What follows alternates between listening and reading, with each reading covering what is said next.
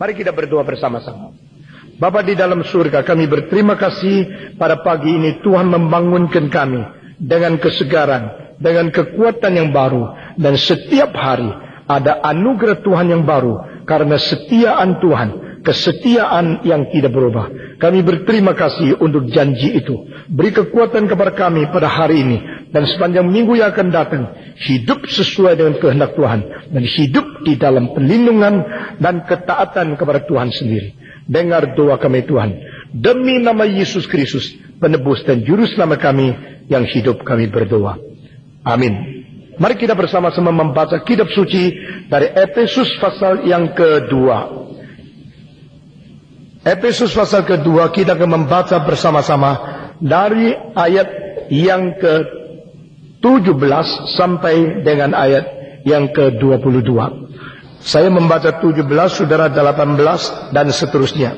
Efesus pasal kedua 17, ia datang dan memberitakan damai sejahtera kepada kamu yang jauh dan damai sejahtera kepada mereka yang dekat. 18, karena oleh dia kita kedua pihak dalam satu roh beroleh jalan masuk kepada Bapa. Demikianlah kamu bukan lagi orang asing dan pendatang, melainkan kawan sewarga dari orang-orang kudus dan anggota-anggota keluarga Allah. 20, yang dibangun di atas dasar para rasul dan para nabi, dengan Kristus Yesus sebagai batu penjuru. Di dalam dia tumbuh seluruh bangunan rapih tersusun menjadi bait Allah yang kudus di dalam Tuhan. 22, di dalam dia kamu juga turut dibangunkan menjadi tempat kediaman Allah di dalam roh. Mari kita tunduk kepala, kita berdoa sekali lagi. Tuhan, berkatilah bagian yang sudah kami baca. Berkatilah kami yang sudah membaca bagian ini. Kiranya roh-Mu yang sudah mewahyukan kitab suci juga memberikan pencerahan kepada kami melalui pemberitaan pada pagi ini, untuk memberi pengertian, memberikan penyegaran, memberikan keinsyafan akan firman Tuhan yang hidup dan yang menghidupkan, yang suci dan yang membersihkan, yang tidak berubah tetapi memberikan perubahan hidup kami, yang kekal dan memberikan pengharapan abadi. Kami berdoa bagi hamba-Mu yang hina ini, kiranya dia diurapi oleh Roh-Mu yang kudus, dia dipakai di dalam tangan Tuhan sendiri untuk menjelaskan kebenaran yang demikian penting bagi hidup kerohanian kami di dalam dunia ini maupun di dalam kekekalan. Kami berdoa kiranya setiap orang yang berada di kebaktian ini akan mendapatkan sesuatu pertolongan, pengertian, keinsyafan rohani, sehingga kami makin mahir, makin bertumbuh, dan makin teguh, makin tegar di dalam iman kepercayaan kami kepada Tuhan. Dalam nama Yesus Kristus, kami serahkan juga mereka yang hari ini tidak mungkin hadir atau tidak hadir di tengah-tengah kebaktian ini. Kiranya Engkau menjamah satu persatu, Engkau memberkati mereka sebagaimana Tuhan sudah memberkati kami. Dalam nama Yesus Kristus, penebus dan juru selamat kami yang hidup, kami sudah berdoa. Amin. Minggu yang lalu kita telah membicarakan tentang perdamaian yang dimungkinkan hanya di dalam Yesus Kristus. Saudara-saudara, setelah Allah memberikan firman-Nya berupa Taurat di dalam perjanjian lama kepada orang Yahudi yang disebut sebagai kaum pilihan jasmania. Orang Yahudi bukan bersyukur, tapi mereka menganggap diri mempunyai hak istimewa lebih tinggi dari bangsa lain. Itulah sebabnya tembok pemisah di dalam keadaan arogan seseorang dapat berkat dengan mereka yang kurang berkat sudah menjadi kebencian di dalam sejarah. Setiap orang mempunyai karunia, bakat dan anugerah Tuhan lebih besar dari orang lain, harus selalu memperingati diri bahwa yang kau terima itu anugerah, bukan untuk menjadi kecongkakan. Kau lebih banyak uang, jangan menghina orang miskin.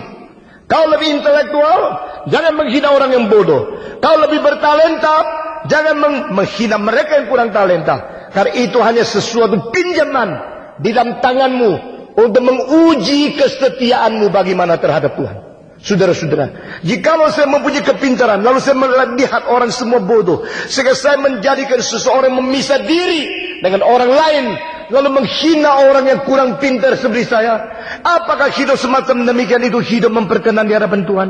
Tidak. Jikalau saya mempunyai kekayaanku lebih banyak dari orang lain, lalu saya menghina orang miskin karena mereka tidak sekaya saya, apakah anugerah yang Tuhan berikan kepada saya adalah tujuannya untuk saya menolak, menghina orang lain? Bukan demikian. Tapi itulah sesuatu gejala yang selalu terjadi di dalam hidup manusia semenjak Adam berbuat dosa. Saudara-saudara, orang Israel dipilih karena apa? Bukan karena mereka hebat, karena mereka sebenarnya di antara bangsa adalah bangsa yang paling kecil. Lalu Musa pada waktu sebelum meninggal dunia, ketahuilah hei Israel, kau dipilih sebagai bangsa yang demikian kecil di antara semua bangsa, bukan karena kau baik, tetapi karena Allah mengasihi kamu. Tetapi pertanyaan ini tetap tidak bisa dijawab. Mengapa Tuhan mengasihi orang yang dipilih? Jawaban adalah karena Tuhan mau mengasihi.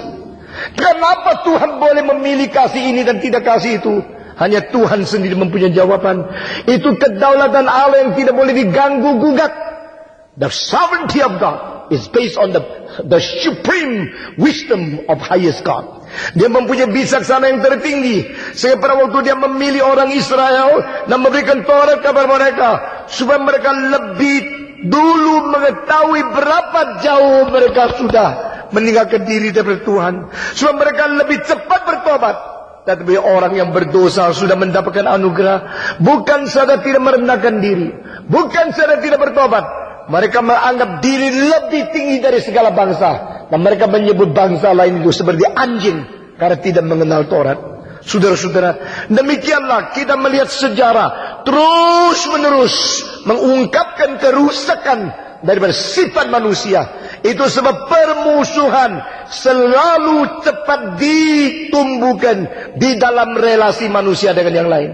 Kita begitu gampang membenci orang lain, kita begitu gampang mencari kesalahan-kesalahan orang lain.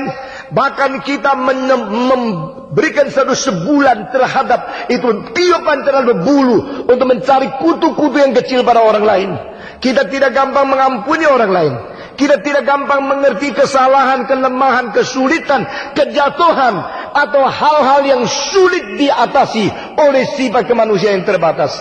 Kita selalu menuntut orang lain dengan ide-ide kesempurnaan yang tinggi, tetapi mengampuni diri dengan menganggap Allah penuh dengan cinta kasih adanya.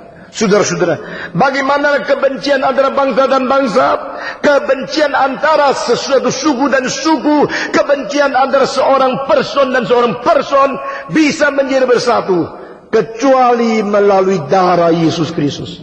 Hanya di dalam Kristus, di dalam Golgota, di dalam diri Kristus dan darahnya, engkau menemukan perdamaian itu menjadi mungkin. Saudara-saudara sekalian, orang Yahudi dan orang kafir bagaimana bisa menjadi satu? Tidak gampang, bukan? Lihatlah sejarah membuktikan orang Yahudi dan orang Arab tak pernah mereka bisa menjadi berdamai. Saudara-saudara, bagaimanapun mereka berusaha berdamai, sulit. Karena kebencian itu sudah begitu dalam, berada di agama Islam, di dalam agama Yahudi. Sehingga kemurahan, pengampunan, pengertian, saling memaafkan, itu merupakan satu ide agama yang tinggi, tetapi tidak gampang dijalankan di dalam hidup sehari-hari. Saudara-saudara, jikalau kita kembali kepada salib, maka kita melihat bagaimana Kristus menjadi teladan, menjadi contoh, di mana orang memaku dia, yang mengalirkan darah mengampuni mereka.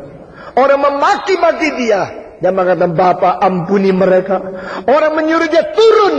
Jikalau engkau adalah anak Allah, turun dari salib, maka aku percaya kepada engkau. Yesus berkata kepada perampok itu, waktu aku mendapatkan kerajaan, maka bukan pada hari itu, sekarang juga engkau dan aku akan berada di dalam Firdaus. Jiwa yang paling agung, hati yang paling lapang, dan sesuatu pengampunan yang paling tuntas hanya bisa kita melihat melalui Yesus Kristus di atas kayu salib. Itu sebab Paulus di dalam bagian ini mengatakan bagaimana kedua pihak itu bersatu di dalam Kristus.